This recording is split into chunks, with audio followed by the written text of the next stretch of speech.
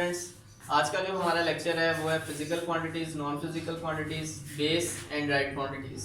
ठीक है, तो ये है कौन सी क्वांटिटीज और इसकी हमें क्या ज़रूरत है। बेसिक चीज़ है कि फिजिक्स को समझने के लिए हमें कुछ चीज़ों की हेल्प चाहिए होती है जिनको हम कहते हैं फिजिकल क्वांटिटीज। साथ नॉन फिजिकल इसलिए पढ़ा रहा हूँ कि कहीं पर अगर कोई फिजिकल क्वांटिटीज है तो वहाँ पर नॉन फिजिकल भी होंगी। अब यहाँ पर बच्चों के दरमियान में ना एक चीज़ बड़ी हो जाती है कि वो कुछ चीज़ों को मिक्स कर जाते हैं, तो आपने खुदारा उन चीज़ों को मिक्स नहीं करना। ठीक है, तो पहली डेफिनेशन है जी हमारी physical quantities, those quantities which can be measure, यानी कि वो क्वांटिटीज जिनकी पैमाइश हो सकती है।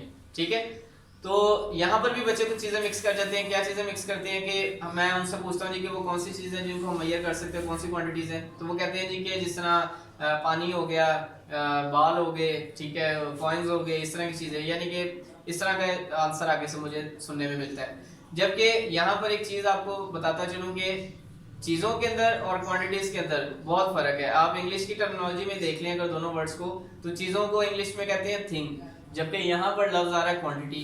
क्वांटिटी को उर्दू में क्या कहते हैं, मिकदार, यानी कि चीज़ और मिकदार में बहुत फर्क है। जिस तरह का मैं एक एग्जांपल देता चलूँ कि अगर आप कहीं से बाजार से कोई चीज़ खरीद के लाते हैं, मैं एक एग्जांपल देता हूँ कि आप घी लेकर आते हैं, एक जगह 5 किलो घी है, एक जगह 10 किलो घी है तो दोनों घी यानी कि चीज़ें हैं। ठीक है, घी जो है वो एक चीज़ है, लेकिन उनकी क्वांटिटी चेंज कैसे है कि एक 5 किलो है और एक 10 किलो है। वो जो 5 किलो और 10 किलो है वो क्या है जी, उसकी क्वांटिटी। क्लियर हो गया?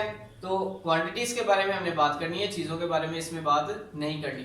तो फिजिकल क्वांटिटीज ऐसी क्वांटिटीज जिनको हम मेजर कर सकते हैं। नीचे मैंने 7 एग्जांपल्स लिखी हैं, length, mass, time, temperature, current, intensity of light और अमाउंट ऑफ सब्सटेंस। ठीक है जी, ये 7 क्वांटिटीज बेसिक, इनके अलावा भी कई और फिजिकल क्वांटिटीज हैं, लेकिन वो आगे जाकर मैं बताऊंगा कि मैंने ये 7 क्यों लिखी थी। आपने इन 7 को अच्छे तरीके से याद कर लेना है कि आपको ये सीरीज वाइज अच्छे तरीके से याद हो, भूले ना। ठीक है, ये बात की बात है कि इनको आगे जाकर मैं डिस्क्राइब करूंगा। और अच्छा जी, फिजिकल क्वांटिटी समझ आ गई, हर वो क्वांटिटी जिसको हम मेजर कर सकते हैं। तो नॉन फिजिकल कौन सी होगी, जिसको हम मेजर नहीं कर सकते।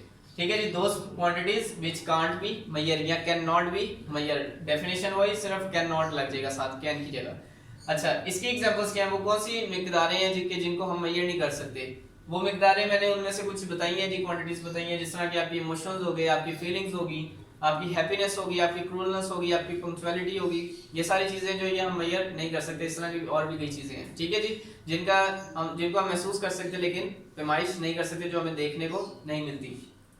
अच्छा जी, नेक्स्ट चीज, फिजिकल क्वांटिटीज यानी फिजिक्स को डिस्क्राइब करती है और फिजिकल क्वांटिटीज को आगे दो चीजें डिस्क्राइब करती हैं, या इस तरह कह लें कि फिजिकल क्वांटिटीज को आगे दो हिस्सों में तकसीम किया गया है। एक क्वांटिटी का नाम है बेस क्वांटिटी और एक का नाम है जी डिराइव्ड क्वांटिटी। बेस लफ्ज जो है, इसका मकसद उर्दू में क्या है, इसका मीनिंग क्या है, इसका मतलब है जी बुनियाद, यानी कि क्वांटिटी, ऐसी क्वांटिटी जो बुनियादी क्वांटिटी है, यानी कि जो बुनियाद है, किसी चीज की बुनियाद है।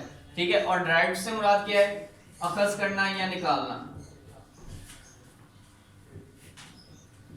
ठीक है जी, तो बेस क्वांटिटीज बुनियादी क्वांटिटीज है, यानी कि ये किसी चीज कोई ना कोई ऐसी क्वांटिटीज होंगी जिनकी ये बुनियाद होगी।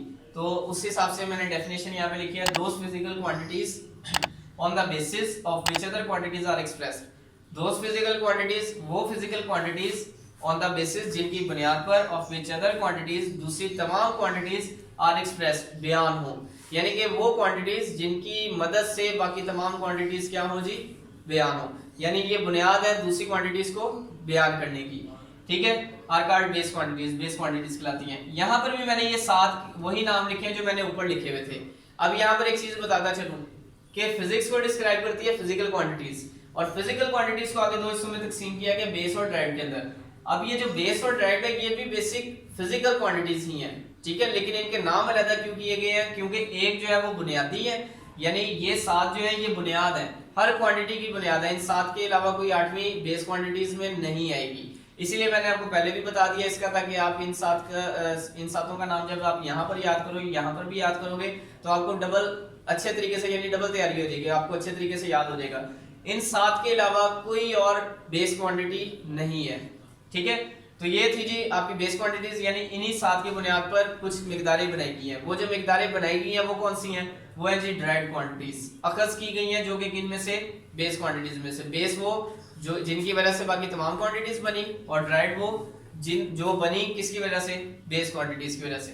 तो मैं इनको कह सकता हूँ ड्राइड का मतलब है अखज़ करना, दोज फिजिकल क्वांटिटीज वो physical quantities which are derived जो अखज़ की गई हो फ्रॉम बेस क्वांटिटीज से आर कॉल्ड ड्राइव्ड क्वांटिटीज। क्या कहलाती हैं जी, ड्राइव्ड क्वांटिटीज, यानी कि बेस क्वांटिटीज से जो निकाली गई हो वो ड्राइव्ड क्वांटिटीज कहलाती हैं।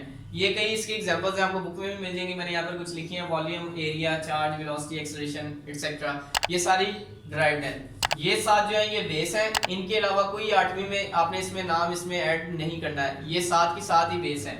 ये इनके अलावा बाकी जितनी है वो ड्राइव्ड है। आप आने वाली यानी कि लाइफ के अंदर जब तक आप कोई भी क्वांटिटी पढ़ोगे इन सात के अलावा वो सारी की सारी क्या है, ड्राइव्ड है। बेस कौन सी है, सिर्फ यही सात।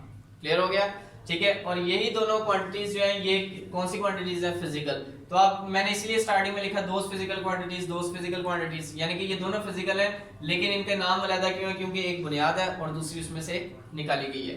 तो स्टूडेंट्स अगर आपको किसी सवाल की समझ नहीं आई या किसी चीज़ की समझ नहीं आई तो आप कमेंट सेक्शन में इसके बारे में पूछ सकते हैं।